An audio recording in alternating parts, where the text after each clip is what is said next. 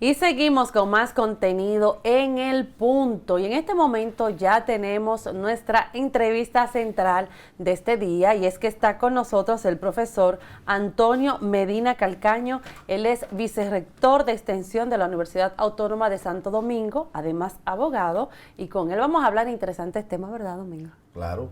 Esto es una noche interesante. Así es. Bienvenido. ¿Cómo se siente? Muy bien, agradeciendo la invitación a ustedes a este programa que yo siempre veo, de manera que dispuesto a contestar las preguntas. Bueno, hay muchas preguntas, y saludar, ¿verdad? A todos los amigos televidentes, ¿no? Ay, gracias, maestro. Iniciando pues con relación a la situación de la UAS actualmente, ¿cómo va el tema de las clases? Usted sabe que luego ahora de las fiestas navideñas tenemos esa resaca, pero enfocada en lo que es el aumento de COVID-19, en este caso de la variante Omicron. Nos gustaría saber cómo está manejando la situación allí en la UAS, cuáles son las medidas que han tomado como entidad. Bueno, en principio, antes de presentarse la situación ahora con el Omicron y la quinta ola de la pandemia del COVID-19, porque todos sabemos que esta variante, aunque no es tan agresiva como las demás o las otras, cuando comenzó la pandemia, que se desconocía mucho sobre esta enfermedad y muchas personas murieron, no había vacuna, no había un conocimiento, no solo en República Dominicana, sino en el mundo entero. Ustedes recuerdan que tuvimos que cambiar todo, las instituciones, cerrar el país, las emergencias. Las universidades tuvieron que cambiar de modalidad, de lo que era la presencialidad a la virtualidad, y eso tuvo muchas implicaciones. Pero se enfrentaron los retos y desafíos ante una situación de crisis global como la que vivió el mundo. Ahora nosotros estábamos preparados para abrir la docencia con una especie de híbrido, es decir, 1% importante de la docencia virtual y otra presencial. Pero ante la situación que hay ahora con el Omicron, el híbrido, de hecho, lo vamos a continuar, pero con mayor peso de la virtualidad. Recuerden que la UAS no es una institución cualquiera, es una institución de alrededor de 200.000 estudiantes, sí, con presencia en 23 de las 32 provincias que tiene el país. Nosotros hemos planificado todo el proceso de la docencia. Incluso nuestros profesores y profesoras han recibido tutoría, han sido entrenados en todo lo que es la plataforma, la virtualidad. Nosotros tenemos habilitadas más de 30.000 secciones virtuales y estamos preparados para continuar en la modalidad que sea presencial o virtual. Ustedes saben que hay muchas asignaturas que requieren de la presencialidad. Esas asignaturas de laboratorio, específicamente en áreas como ciencia de la salud, las ingenierías, agronomía, la ciencia, eso va a permanecer, por supuesto, se van a desarrollar de manera presencial. Pero las asignaturas teóricas de muchas carreras serán de manera virtual. Es decir, que más o menos vamos a continuar bajo la misma modalidad del semestre anterior. Siempre abierto a las circunstancias, porque después que iniciemos bajo una modalidad hay que continuarla con eso. Porque lo que ocurre con la UAS es lo siguiente, que una sección que es virtual, como es virtual, la pueden seleccionar estudiantes en cualquier lugar del país, incluso fuera del país que estén. Digamos, filosofía del derecho, eso en el área de la licenciatura en derecho. Eso no requiere de presencialidad, porque eso no requiere de una práctica. Es una asignatura eminentemente teórica, ¿no? De reflexiones sobre el fenómeno jurídico, sobre el derecho, etcétera, desde el punto de vista filosófico. Pero el estudiante la selecciona si vive en San Francisco, la sección tal, por ejemplo, 1, 2, 3, lo que sea, la seleccionan estudiantes que están en diferentes lugares del país, incluso fuera del país. Entonces, si iniciamos con esa modalidad, hay que terminarla con esa modalidad, porque de lo contrario crearía un desajuste y serios problemas en todo el proceso, ¿no? Sobre todo para los estudiantes. Entonces... ¿Y se han conectado bien? Porque había problemas anteriormente con la plataforma. Había problemas, pero en la medida en que la experiencia, y porque recuerden que nosotros comenzamos con la virtualidad, fue en marzo del 2020. Y fue algo rápido, porque fue un proceso que nos tomó hasta cierto punto de sorpresa, no solo a las universidades, sino al país en sentido general. Recuérdense que el país cerró. Y para no perder el semestre, tuvimos que incluso entrenar rápidamente a los docentes, desarrollar jornadas de capacitación, porque muchos profesores no tenían, digamos, esos conocimientos, porque la Universidad Autónoma de Santo Domingo es una institución fundamentalmente de docencia presencial, como casi todas las universidades del país. Pero enfrentamos la situación y logramos superar. Lo mismo ocurrió ya en el segundo ciclo del 2020, en el primer semestre del 2021 y en el segundo semestre del 2021. Ahora y estamos ante circunstancias diferentes, ¿no? Porque aunque la pandemia continúa y estamos prácticamente en una quinta ola, pero ya hay más conocimiento sobre y lo que está ocurriendo ya en el país. No estamos en un estado de emergencia como ocurría en el pasado. Aquí todo el mundo está desarrollando sus actividades de manera prácticamente normal, aún con las dificultades de la nueva variante del COVID.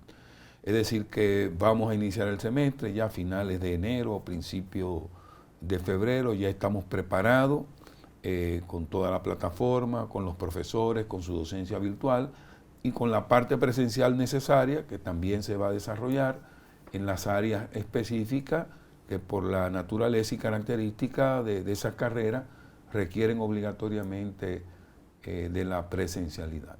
De manera que eso es lo que estamos abordando, porque es una situación especial. Y así incluso en un reciente encuentro que tuvo el Ministerio de Educación Superior, Ciencia y Tecnología con todas las universidades, el MESI, se llegó a ese acuerdo, es decir, que se le dio cierta libertad, ¿no?, a las instituciones para que desarrollen sus programas docentes de acuerdo a las circunstancias. Muchas lo van a hacer virtual, otros lo van a hacer con un híbrido, o sea, lo importante es arrancar y desarrollar de manera eficiente, aún con las dificultades que presenta la situación. Qué interesante, Antonio, que usted plantee que esa armonía está reinando dentro de todo el cuerpo de la UASDIAN, y sobre todo también con instituciones que tienen que ver, que van de la mano con la educación superior. Por supuesto. Eso es muy importante. Mire, hemos visto un presidente también preocupado con el tema de educación y sobre todo la educación profesional. Hemos visto un presidente que le ha visitado en su sede y le ha ofrecido cosas, mayor presupuesto, mayores cosas en las que ustedes aspiraban. ¿Cómo ha sido la relación de la UAS durante este proceso, estos años con el gobierno de Luis Abinader? Y si le han cumplido con el presupuesto, ¿cómo se ha manejado eso? Muy buenas son las relaciones con el presidente Luis Abinader. Incluso el presidente ha visitado varias veces a la universidad, ha estado apoyando a los centros, recintos de la universidad en el interior del país y ha ayudado a la institución. Hay una comunicación muy fluida entre el presidente y las autoridades, específicamente con la rectora. Ha manifestado la voluntad y la ha expresado y la ha concretado en ayudar a nuestra institución académica.